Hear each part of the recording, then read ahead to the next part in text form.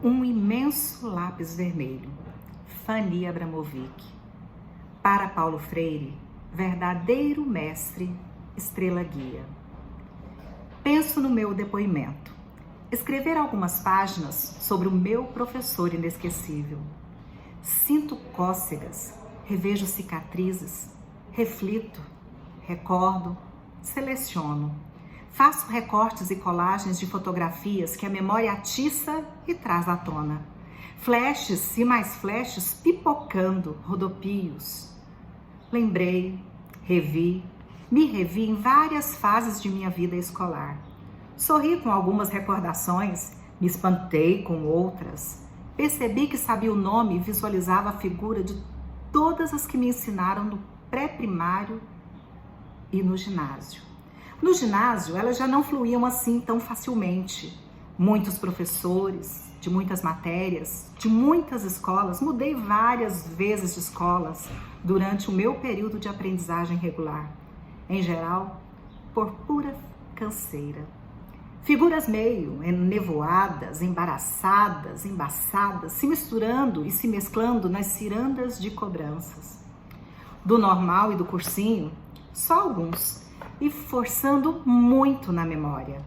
A escola, decididamente, já não era o eixo da minha vida. Da faculdade de pedagogia na USP, recordo todos, não com nome e sobrenome. Suas características marcantes ressurgiram com nitidez, sem sombras, provavelmente por terem sido poucos e as brigas, muitas. Nem sempre acompanhadas de elogios ou saudades. Honestamente, sem entusiasmo, constatando que deixaram poucas marcas em mim. Também, eles não eram meu mundo. Explicadores de visões de mundo, tacanhas ou fragmentadas e reacionárias para minhas convicções políticas da época.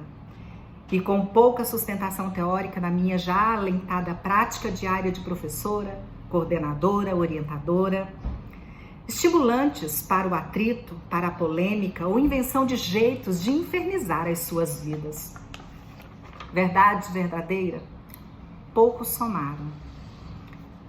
Nesse período, minhas fontes de aprendizagem eram a política estudantil e partidária, os grupos de teatro, os festivais de cinema europeu, o trabalho exigente e cobrante, os namorados, as leituras infindadas, as conferências sobre qualquer assunto, embasbacando e questionando a biblioteca municipal naquele momento, abrindo o meu mundo. Tudo muito mais fumegante e atiçador do que as medíocres e pretensiosas aulas do meu curso. Como eleger, então, o professor inesquecível? O professor Rock Spencer Maciel de Barros, reacionário e respeitador das convicções alheias, e que me ensinou a fazer estudos monográficos da obra de Rousseau na faculdade de pedagogia?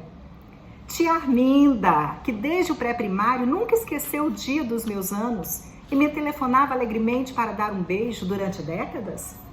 Dona Nicota, que me alfabetizou com o mesmo método e cartilha que tinha usado com meu pai, demonstrando cabalmente como era inquieta e buscante?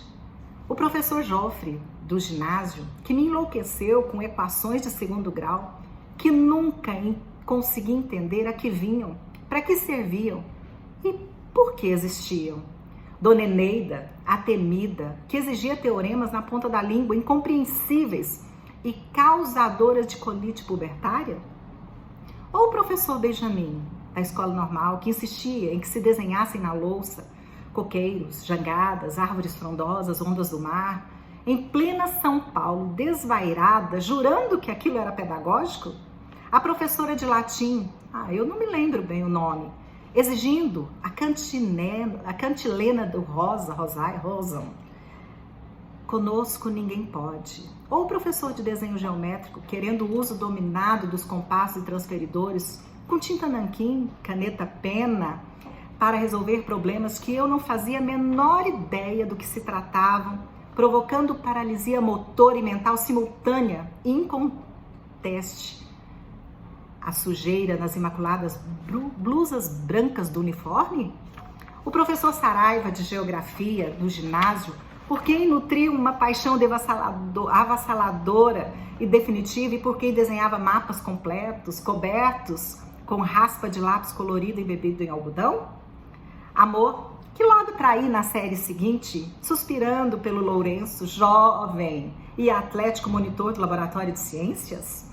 Alguns senhores completamente gagás, que falavam sobre o nada durante horas, cuspiam palavras, lato senso, em nossas irritadas faces?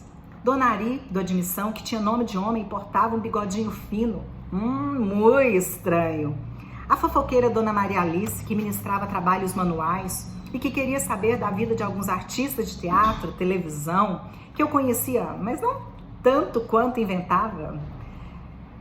O professor Messias, desfilando sempre com um espantoso e apertado paletó xadrez, ensinante do idioma anglo com pronúncia de tatuí, que até hoje martela sofridamente nos meus ouvidos, dizia silabadamente, sem constrangimento algum: ai, juro, I never forget. Professor Severo, nunca um nome foi mais justo para uma pessoa, crente de que a estatística era a única medida para a exata e plena compreensão do universo e que oferecia anos ao seu lado, mandando tantas vezes para a dependência quanto julgasse necessárias, até que esse instrumento básico do conhecimento pedagógico fosse dominado, sem ter sido nenhum somatório, em nível nenhum. Quem sabe Dona Carolina, inteligente, eficiente, ampliando nossas inquietudes e fazendo mergulhar nos mistérios da psicologia dinâmica? O professor Antônio Cândido, cujas aulas segui como ouvinte, com volúpia insaciável e o total arrebatamento? Dona Marinha, convicta da certitude da orientação educacional e abridora para as leituras minuciosas, ideologicamente corretas, ampliando sempre o limite da sala de aula e nos fazendo andarilhar pelo universo da educação compromissada com a transformação do homem no sistema? Não foi nenhum deles. De alguns me lembro pela cordialidade, disponibilidade, de outros pela presença entusiasmada ou risonha. Outros me divertiram, alguns por serem capazes e amantes do seu ofício, estimuladores de um mergulho mais intenso e mexitivo da sua matéria, registros afetivos, aplauditivos, afastativos, traços da fisionomia, contornos, não de todos claros, sublinhação de uma ou mais características, com distanciamento ou muito afeto, de modo intenso ou com intensas e vividas saudades, de poucos, muitos, com imensa ternura e derramada amorosidade. Para lembrar com as evocações nítidas dos sentimentos que me provocou e ter como parâmetros por décadas, eu elejo Dona Linda. Assim, sem sobrenome, Dona Linda. Será que as professoras das primeiras séries tinham sobrenome? Ela foi minha professora do 3º ano primário. Fui aluna do Colégio Batista Brasileiro em Perdizes, bairro de São Paulo, onde frequentava o semi-aberto, semi-internato.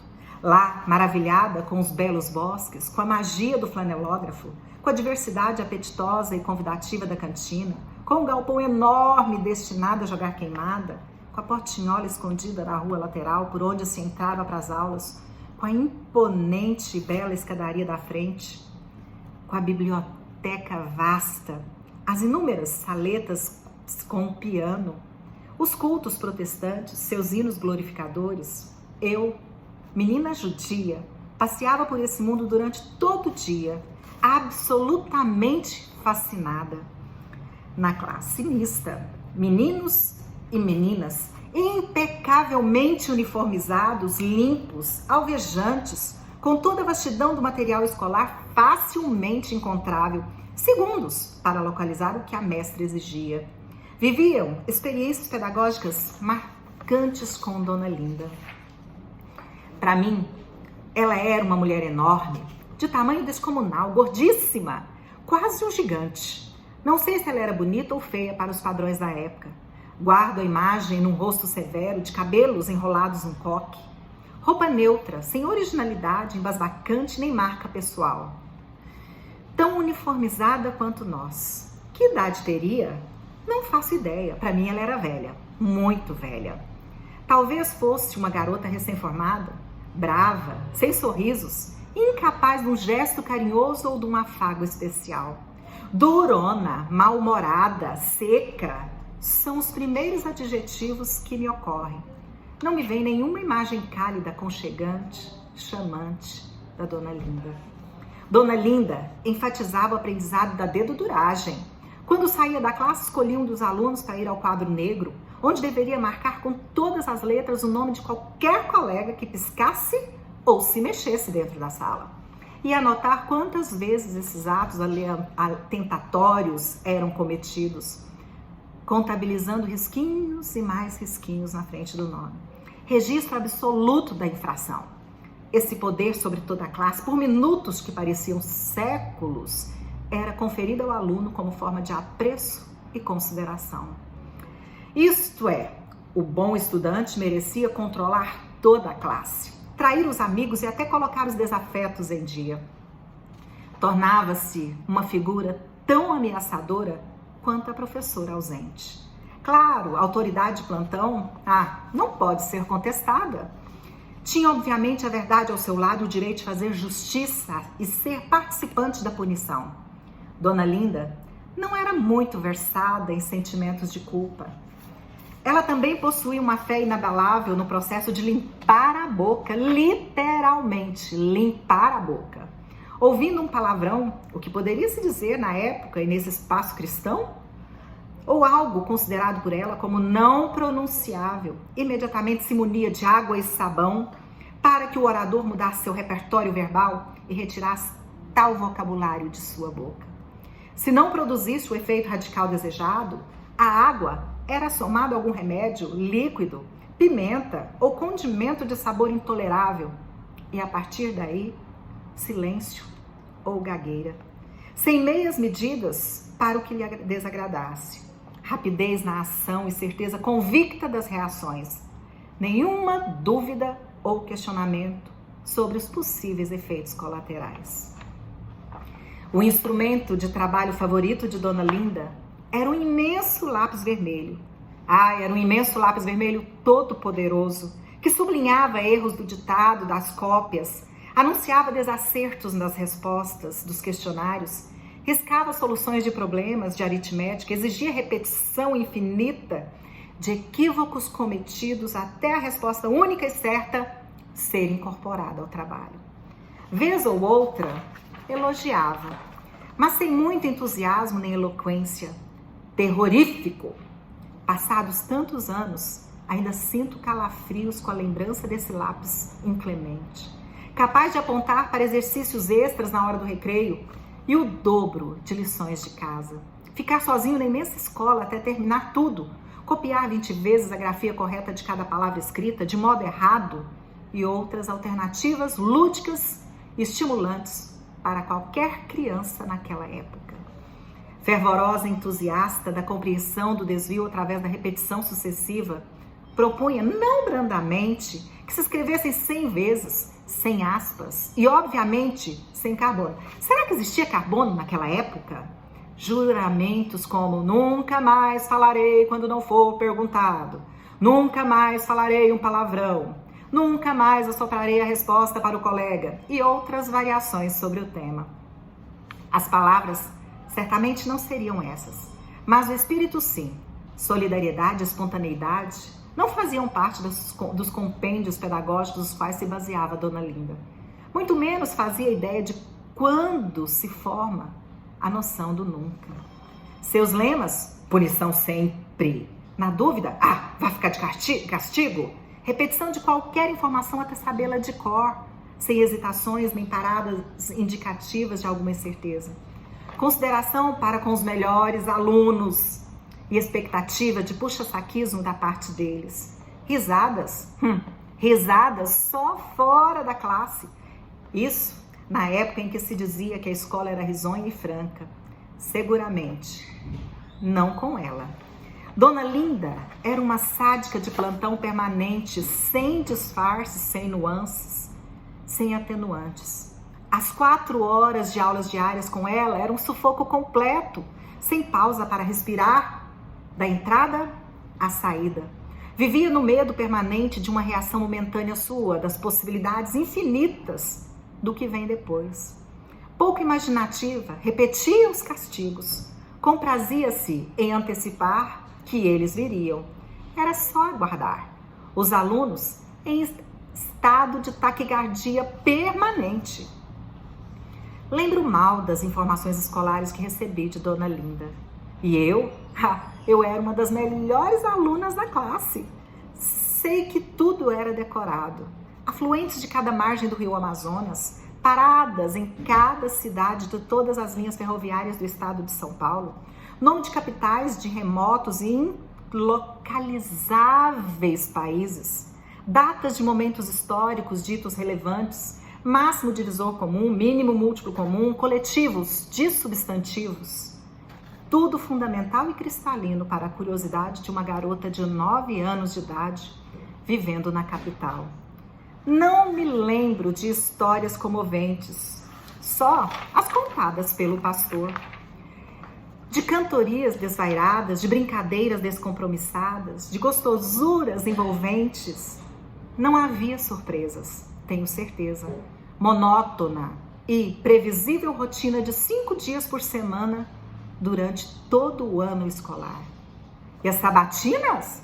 Provocadoras de insônia precoce, de tensão muscular, exasperação nervosa, pavor de não corresponder às expectativas. Muito pior, a chamada repentina para dar uma breve resposta, impessoal e correta ao tópico em questão.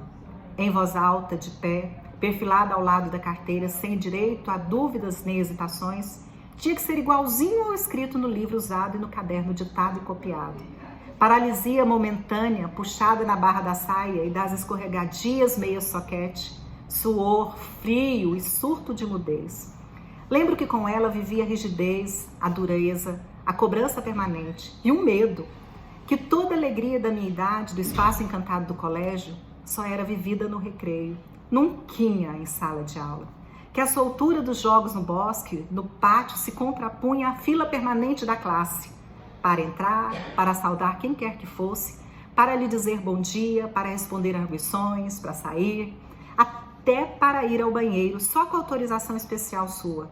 Estado de continência e de alerta permanente. Estilo militar à risca. Dona Linda me deixou a marca da déspota não esclarecida. Daquelas que têm e detêm o poder pelo poder, não como demonstração de experiência, de clareza, de levar a classe a efetivar uma proposta. Nada disso. A sua autoridade como demonstração permanente de força e de controle, mesmo quando estivesse distante da sala dos alunos. Um único critério e uma única regra do jogo. Aqui, quem manda sou eu. Não importa se com ou sem razão, por que ou para quê. Vale mais meu berro do que uma discussão. Vale mais meu lápis vermelho do que outro jeito de resolver o problema. Mesmo que a resposta final esteja certa. Era arrepiante. Eu adorava o Colégio Batista Brasileiro. Saí de lá quando terminei o primário e voltei alguns anos depois para concluir o normal. Qual não foi o meu espanto quando numa manhã dei de cara num dos corredores com uma mulher pequena, nem magra, nem gorda, nem velha, nem jovem, que me cumprimentou sorridente. Não tinha ideia de quem fosse. Era Dona Linda, destituída do tamanho do medo. Foi aí que compreendi o que significa a proporção afetiva para a criança. Os objetos, as pessoas, os lugares têm o tamanho da sua importância e significado interno, e nunca a sua dimensão real, concreta, exata, objetiva. Eu, menina judia, tive o meu primeiro contato com a onipresença e com a onisciência através de Dona Linda. Foi difícil ao pastor tentar me explicar esses atributos divinos de outra forma. Quando comecei a dar aula para crianças, busquei vários caminhos, quis momentos divertidos, alegres, cheios de surpresas, quis momentos organizados, concentrados, produtivos, quis que vivessem, experimentassem, sentissem gostosuras e importâncias, que se encantassem, que crescessem, quis ter um relacionamento aberto, poroso, ser respeitada. Não sabia como, claro que eu não sabia como, mas lá no fundinho eu intuía que não seria, jamais, pelas vias, atalhos e pontes de Dona Linda. Com ela aprendi claramente como não queria ser, nem remotamente, para nenhum aluno. Nunca. Foi meu modelo, meu paradigma. Atenção, cuidado, olho, olho, olho. O lápis vermelho, o berro de Dona Linda. Quando escorregava, sabia por quê? E até a pele reagia. A garganta diminuía a intensidade do grito, o olhar se abrandava. O sorriso vinha e se transformava em sonora gargalhada. Funcionou.